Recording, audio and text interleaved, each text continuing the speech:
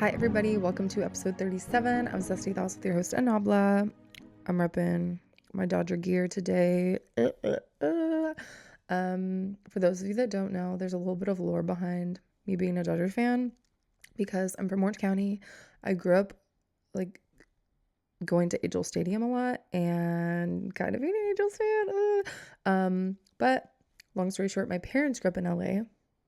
So, I think I was, by blood, a Dodgers fan, born a Dodgers fan. By location, was forced to be an Angels fan, against my will. But, yeah, then I moved to LA, and I was like, I'm back. I'm back like I never left, baby. Also, side note, a lot of my family is from Illinois, so there was a phase where I was a Cubs fan, but it was only ever a phase. And I promise all y'all, it was only ever a phase. Hardcore Dodger fan here. So excited for the season. Anyway, let's get on with the pod. Thank y'all for being understanding last week. I had hella gigs last week. I had 2 gigs. I had a lot of rehearsing to do, a lot of cramming to do. If you're a musician out there, you know.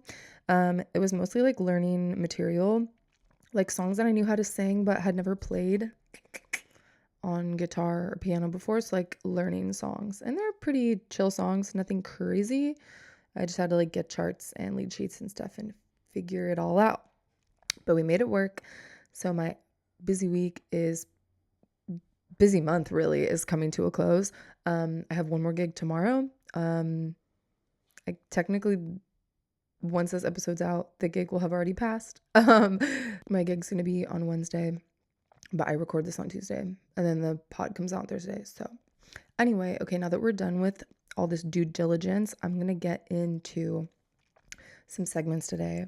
The first thing I wanted to talk about on today's episode was the show Adolescence.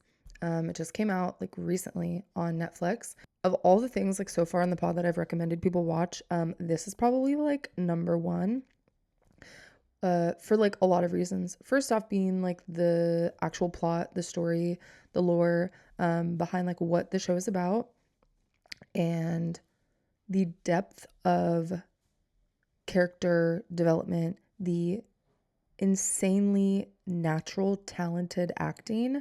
The lead actor, it's his first role, and he's a child, he's a kid. The lead actor who plays Jamie, he's the teenager, 13-year-old in the show who gets accused of committing a murder. The actor Owen Patrick Cooper is actually 15 or 16 in real life, but he's playing a 13-year-old, and he's an extremely nuanced actor. It's shocking to me that this is his first major role. I almost don't believe that. He is so talented. There are some scenes in this that really had me fully convinced that it was really just in his soul and in his essence, and that's what it is. That's what acting is. If you can make it believable, and if you can, as an audience member, be intimidated or afraid or uncomfortable from someone's performance, it's that's it. So this kid's gonna go far, that is for sure. I guess I'm trying to not give too many spoilers for people that just want to watch my general review. But the show is remarkable. There are so many really deep moments to just breathe and live with the emotions that the actors are feeling and going through on screen. And it's an incredibly well-paced show. I think it's a limited series, only 3 or 4 episodes, and it's just so well done. I cannot speak highly enough of it. The other insane thing about this show that I did not realize until maybe 30 minutes into the first episode is that it is 4 episodes. They're about an hour long each, and each episode is shot in one take. No edits, no resizing, no zooms, nothing, just one take, one frame, the whole show. the whole episode, basically.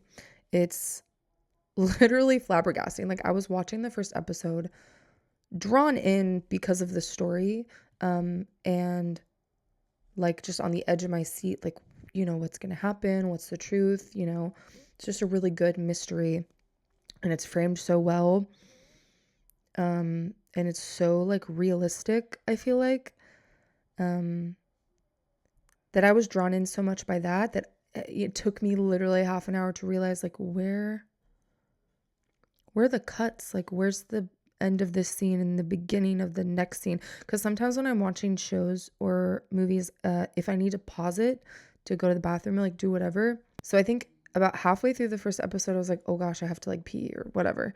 And I was like waiting for the scene to end. I was waiting for a transition and there wasn't one. And I was like, oh my gosh. I'm just gonna have to sit through the rest of this episode because I cannot pause it. This is like insane. And then I realized it, and then I kept watching it, and I realized that every episode was like that. And then it just flipped my mind, like my brain literally flipped upside down inside my skull. I could not believe it. It was so freaking cool. And then I was just nerding out on that. So it was very, very well done. Acting was brilliant. Story and like the message behind it is amazing. I'm trying not to give too many spoilers, but yeah, it's a brilliant reflection on masculinity, a really good, and I'd say fairly accurate perspective on like kids now, and bullying, and like how like hidden it can be, and how low key a lot of that can be nowadays with social media and kids having their own devices, and how easy it is for something to just like how easy it is for someone to just lose control at a young age when they have emotions, hormones, and really at the end of the day, how susceptible children are to like influences online and influencers. And yeah, I'd say it's a fairly accurate depiction of like current times, which I feel like in film is kind of hard to do. It's very easy to reflect on something that happened in the past when you learn more information about it and time has passed and you look at it from a different perspective, and you can, learn more and convey the message in like an accurate and honest, unbiased position, when like the dust has settled. I feel like it's a little bit more challenging to very clearly depict the nuance in society, like in its current state. And to me, for like a lot of people that maybe aren't aware of that aspect of society, like young, for young children and teens and stuff, for people that, it's just not on their radar. Either they're not parents or they're parents and they're just like clueless, like they have no idea. I feel like it's a very good, like almost educational tool in that realm. And it's probably going to scare a lot of parents too, admittedly. I could see like if I was a parent living a little bit more under a rock than I am, that I would be like terrified after watching that show. I'd be so scared for my child and how they're doing socially. And it just shows how important it is for you to like have a good relationship with your children, and a loving, trusting relationship where like they feel like they can talk to you about certain things, and that they want to do that. I don't know how that's done. How do you raise your children to want to talk about their feelings with you or with others or trusted people, that will do the right thing and make the right decision? Because teens like don't want to do that. They want to like be elusive and like hide things, and they want to have secrets. I don't know, just goes to show that like if you are intense enough with your kids, maybe not in this exact circumstance in the show, but like I can see how being like too strict and restrictive with your kids regarding like literally anything they're gonna like hide things and they're gonna sneak around. Um, and it's not a conducive environment for kids to like communicate if they have to do that. So I don't know, it's just making me reflect on like parenthood and specifically like teenagers, and but how important it is like from a young age to talk openly about emotions and things that you're learning about the world and perceiving about the world. And like, if there's one thing that kids don't shy away from, it's asking questions. But answering those questions, in a like appropriate way, I feel like is where a lot of like that, like where you can run into trouble. Like if you don't answer something with enough clarity or with enough honesty, it's like that can be dangerous. But also you want your kids to like have fun and like have a childhood. I was just talking to actually an adult student I have the other day about this. I have an adult student. She has a son. I don't know if she has other kids actually. I've never asked her, but I know she has a son who's like a teen. And we were talking the other day about like parenthood and levels of strictness and stuff. And she's talking about her own like discipline with learning piano. Since she's like an adult, a business owner, a mother, and that like balance is tricky for her. And we're just talking about, practice tips and how to maneuver that. And then also like she has a kid who takes piano and I guess other instruments or something. And we were talking about just, the idea of like discipline and how to like raise your kid to like accept that that's just like a natural part of life that you have to do. And it was just interesting to reflect on like how much is too much sugarcoating. Because you obviously can sugarcoat things too much to an extent that, I was mentioning to her, I feel like, I respect her. I was telling her I respect you a lot as a mom because I can tell you're not the type of person to sugarcoat things, to a fault, because that's definitely possible. Because I can only imagine, I think as a woman, it's a little bit different as a young woman. I can imagine, being a young boy and being babied a little bit too much. And then, you get out into the real world and there's all these expectations that are placed on you as an adult man. And if you're not educated on some of those expectations or the ones that are like reasonable at the very least, just like life, like having to support yourself, having to work and be an adult, all of the responsibilities that are like necessary to survive essentially. If you're not, like educated on that like properly within reason, at a good point in your life, I can imagine how shocking and like depressing that could be, I feel very grateful that like at a young age that was, expressed to me or, as like a teen or like a preteen, that I feel like those things were like communicated to me in like a reasonable enough way, not to like scare me, but to just say, this is like part of life. This is like things you have to do. These are things you have to prioritize in order to take care of yourself, XYZ, but I can imagine if you're like a parent that's just like, no, I want my kid to just have like sunshine and rainbows and like everything to just be amazing and never, and just guard them and protect them so much from the, kind of grueling or like annoying parts of life that, then when they do eventually find that out, not from you, I could imagine that would be a little bit frustrating or like debilitating mentally. You know what I mean? So long story short, we were just talking about how important it is to, find that balance in educating your kids on things like that. And not just telling them about and about those things, but like providing them ways to like cope with those things. But yeah, just how crucial it is to, not only educate your kids on like what life entails, but like, give them the tools and the positive outlook to get through it. I feel like that's something that the current generation of parents and like future generations of parents, I think, are going to do a little bit differently.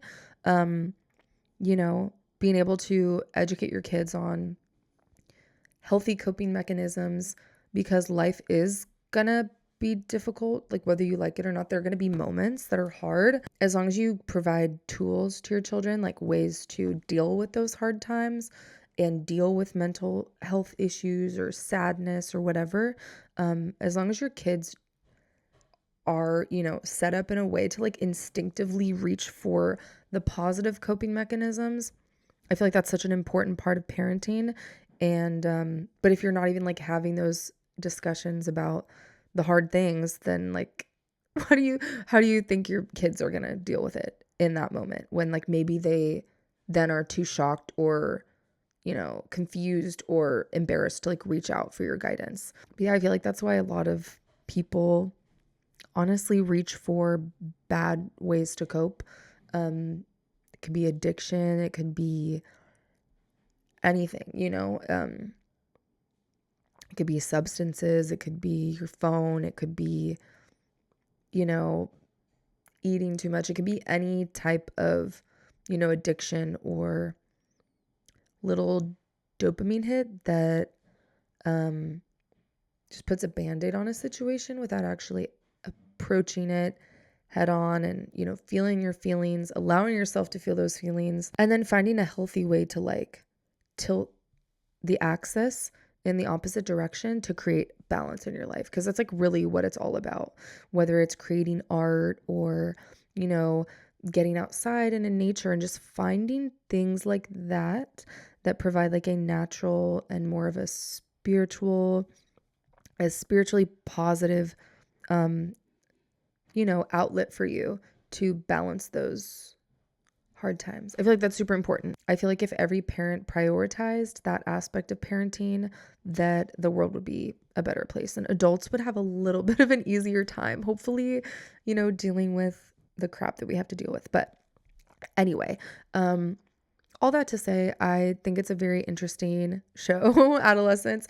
I got a lot out of it. I thought it was very, very, very well done, and I highly recommend people watch it. Yeah, I'm curious to hear other people's opinions on it. I've been talking to like friends and people about it a lot because it's just one of those shows. It makes you think, gets you on your toes. It entertains you, scares you a little bit, makes you kind of reflect on life. But it's also just so impressive, and I'm in such awe of the art of, filmmaking and what they were able to accomplish. It's just so, so amazing. I'm hoping that it will win for like, I don't know, like an Emmy for like drama series or limited series or something. I don't even know if that's an Emmy category. But whatever category it's eligible for, I hope that it wins, because I could easily see how it's like one of the best pieces of television that's come out so far this year. On to the next segment. For those of you that don't know, I made an episode a while back about slime, and I had a slime wish list of slimes that I wanted to order. I follow for years now this slime account called OG Slime. I have been staring at their, reels and their TikToks and just thirsting over their slimes for God knows how long. The moment is finally here. I actually ordered some slimes. I really went there. They have a vapor bomb. It's literally like a Vicks dupe, and it's icy slime. It's very satisfying to play with. And it smells just like Vicks. It's like the best thing ever. I also can't believe how big these tubs are. It's like the size of my face. I thought they were going to be small. And it's so, like, when I opened this up, I was like, this is so much slime. Like, I could split this and like give it to friends and share it because it's massive. Which is good because like the tub is like $17. I'm glad it's a lot, but yeah, I spent a whole band anyway. So I got this, my vapor bomb one. I did already open this. It's very fun to play with. It's pretty satisfying. I would say the most interesting part is like stretching it. I do not have a mic clip that fits this mic, so I'm gonna improvise a little bit. I'm gonna put the mic down. I'm gonna take the slime out. So apologies if my voice is a little soft. I'm just gonna do a little bit of ASMR for y'all with the vapor balm slime. So I hope that you enjoy. I like this slime, to preface. I don't know that it's my favorite. I can already tell that I think some of the other ones are going to be better. But the sound. Oh my God. There's so much. Like, this is like more than like a baseball's worth. And it's like already sticking. This one's kind of quiet. I don't know if you can hear. I'll raise the audio a little bit. Hopefully you guys can hear this. When you separate it. Oh my God. It's so satisfying. It's like the best thing ever. It keeps sticking to my fingernails because I need to like. That's also the one thing about slime that I'm like trying to get used to. You're supposed to like touch it quickly. Anyway, so this one's fun, but the texture is so like soft that it almost feels like you're not touching anything. So part of me is like, oh, like this is nice, but oh, it's like coming off on my hands. But like ASMR wise, it's not really like giving that much. I like the smell and it's like the texture and the smell is like very satisfying, but ASMR wise, it's just kind of mid. It's fine. I love the smell. It's like eucalyptus. It's giving Vicks for sure. So, okay, I'm going to put this one back. And then it like barely fits in the package. It's like so much. But yeah, so if any of my friends want like half of this, there's so much. If you have like an empty jar, just throw it in that baby. I will literally share half of this with someone.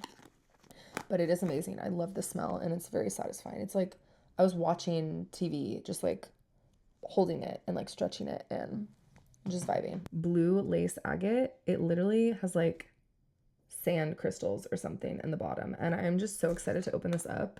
The only thing that I'm worried about now is that there's glitter.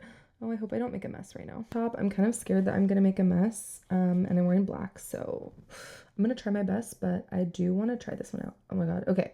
Same texture as the, oh my God. Can you hear that? Same texture as the vapor balm. Oh my gosh, the scent. I don't even like know what that is, the scent. But oh my God, okay, there's like glitter. I want to like take it all out. I'm scared. Ah! I'm trying to take like the blue out. Oh my God. Okay. Very satisfying. The only thing is like the stuff at the bottom is like different. What's going on at the bottom? And I want to mix it together. So I don't know how I'm supposed to do this. But yeah, there's a lot of glitter, but okay, it's not sticking to my hands, so that's a good thing. This one smells really good. I don't know how to describe the scent. It's like, it almost smells like laundry detergent or something. Like it's kind of giving laundry detergent. Okay, but the best part that I want to like get to is at the bottom. It's kind of like sand vibes. Let me try to get it out. Oh my God. Okay, the blue. Oh my gosh. Okay, so I'm separating it. I thought it was going to be like given separate. I didn't realize it was going to be like not, I didn't realize it was going to be mixed like this. Oh my God. Okay, the bottom is very different and I can't get it out. Did you hear that? Oh my God, I think it's going to get stuck under my nails. I do not know how to get this out. It's like stuck in here. Oh my God, but I want it out. I want to get it out. I'm determined. Oh my God, the sound. I need it. Okay, I got it. Oh, wait. Shut up. I just want a whole thing of this, the sand. Wait, I'm gonna mix it together. I'm gonna like ruin it, I feel like.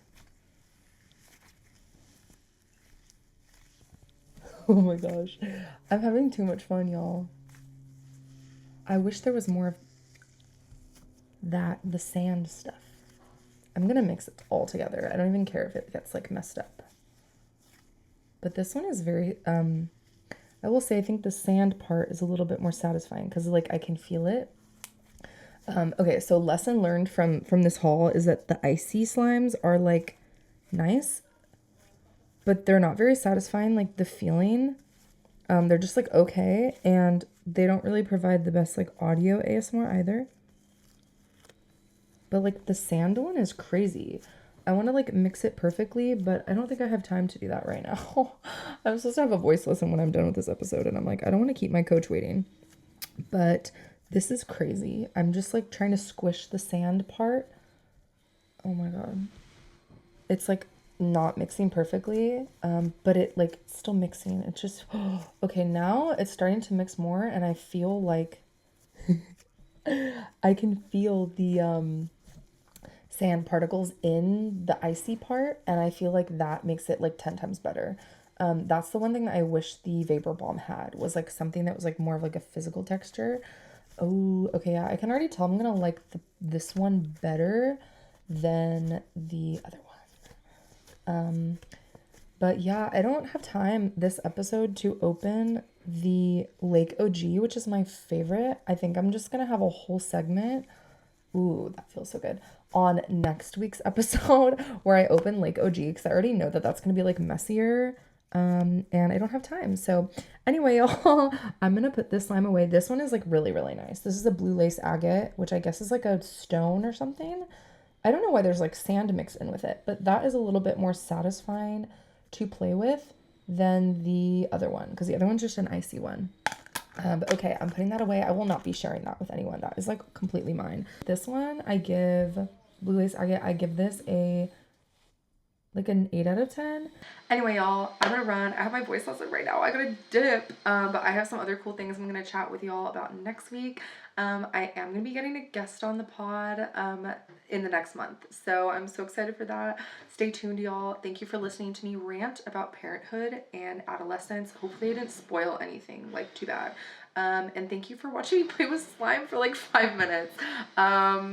I'll link OG Slime in the bio, and I will be opening Lake OG next lesson, which I like literally can't wait, because look at that. The gravel, like I want to eat it now. So anyway, just in time for the gardeners to show up. So I hope y'all have a wonderful week and an amazing weekend. Stay safe, and I'll see you next week. Bye.